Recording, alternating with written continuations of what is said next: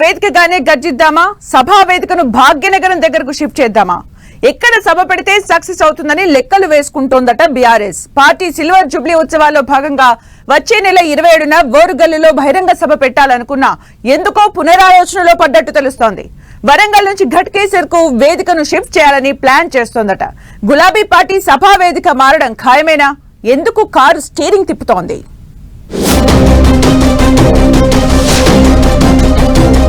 April 27న ఓరుగల్లులో సభ పెట్టేందుకు BRS plan. సభా వేదిక విషయంలో డైలమా, ఘట్కేసర్కు మారుస్తారని టాక్. గ్రేటర్ హైదరాబాద్ దగ్గరలో అయితే జనం వస్తారనే ఆలోచన. ముందుగా ప్రకటించిన ప్రకారం ఓరుగల్లులోనే సభ పెడదామా, లేదంటే మరో చోటకు మార్చుదామా? బహిరంగ సభ సక్సెస్ కావాలంటే ఎక్కడ సభ పెడితే బాగుంటుందన్న దానిపై చర్చోపచర్చలు చేస్తోందట బీఆర్ఎస్ పార్టీ. సిల్వర్ జూబ్లీ ఉత్సవాల్లో భాగంగా వచ్చే నెల 27న వరంగల్లో భారీ బహిరంగ సభ పెట్టాలని డిసైడ్ చేసింది గులాబీ నాయకత్వం. అందుకనుగుణంగా పార్టీ ముఖ్య నేతలు హరీష్ రావు, పల్లా రాజేశ్వర్ రెడ్డితో పాటు ఓరుగల్లు నేతలంతా బహిరంగ సభ కోసం స్థలాలను పరిశీలించారు. వరంగల్ చుట్టుపక్కల ఎక్కడ ఎక్కువ స్థలముంది, సభా స్థలం, పార్కింగ్ ప్లేస్ అంతా సెట్ అవుతుందా లేదా అని ఆరా తీశారు. బహిరంగ సభకు అనుమతి కోసం దరఖాస్తు చేసుకోవడంతో పాటు అందుకు సంబంధించిన ఏర్పాట్లు కూడా మొదలయ్యాయి. మీటింగ్ ఏర్పాట్లు స్పీడప్ చేయాలనుకున్న క్రమంలోనే గులాబీ అధిష్టానం పునరాలోచనలో పడ్డట్టు చర్చ జరుగుతోంది.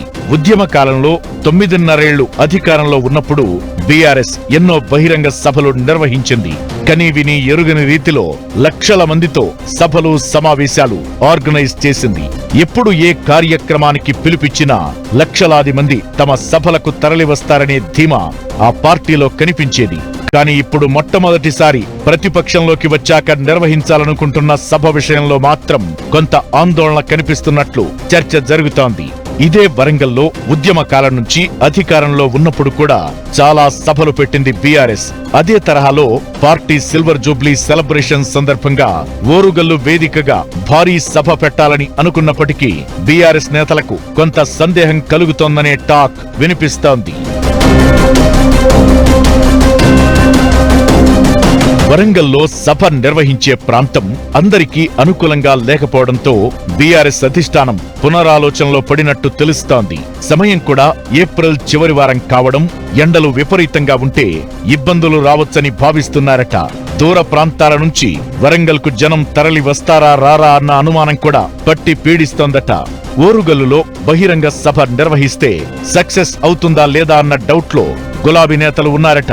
సిల్వర్ జూబ్లీ సభకు దాదాపు 5 లక్షల మంది వస్తారని చెప్పుకుంటున్నా ఆ సమయంలో జనం వ్యవసాయ పనుల్లో నిమగ్నమై ఉంటే అంతమందిని వరంగల్కు తరలించడం ఇబ్బందవుతుందేమోనని భావిస్తున్నారట. అందుకే సభా వేదికను మారిస్తే ఎలా ఉంటుందని ఆలోచిస్తున్నారట పార్టీ అధినేత కేసీఆర్. వరంగల్ కంటే హైదరాబాద్ శివారు ప్రాంతమైతే బాగుంటుందని గులాబీ బాస్ ఆలోచిస్తున్నట్లు పార్టీ వర్గాల సమాచారం. అందులోనూ ఔటర్ రింగ్ రోడ్ దగ్గరలో అయితే జనం వచ్చిపోవడానికి ఈజీగా ఉంటుందని అనుకుంటున్నారట.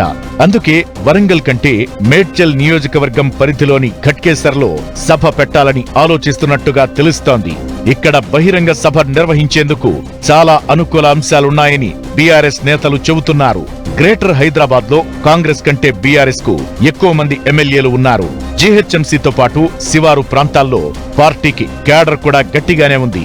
దీంతో బహిరంగ సభకు జనాలను తరలించడం ఈజీ అవుతుందని లెక్కలు వేసుకుంటున్నారట.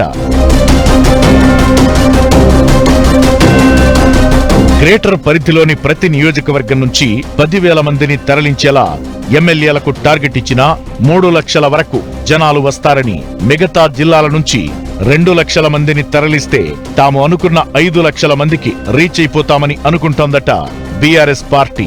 అధికారం కోల్పోయి ప్రతిపక్షంలోకి వచ్చాక నిర్వహిస్తున్న మొట్టమొదటి బహిరంగ సభ కావడం, పార్టీ సిల్వర్ జూబ్లీ సభ అవ్వడం, అందులోనూ కేసీఆర్ హాజరయ్యే సభ కావడంతో గ్రాండ్ సక్సెస్ చేయాలనే పట్టుదలతో ఉందట గులాబీ పార్టీ.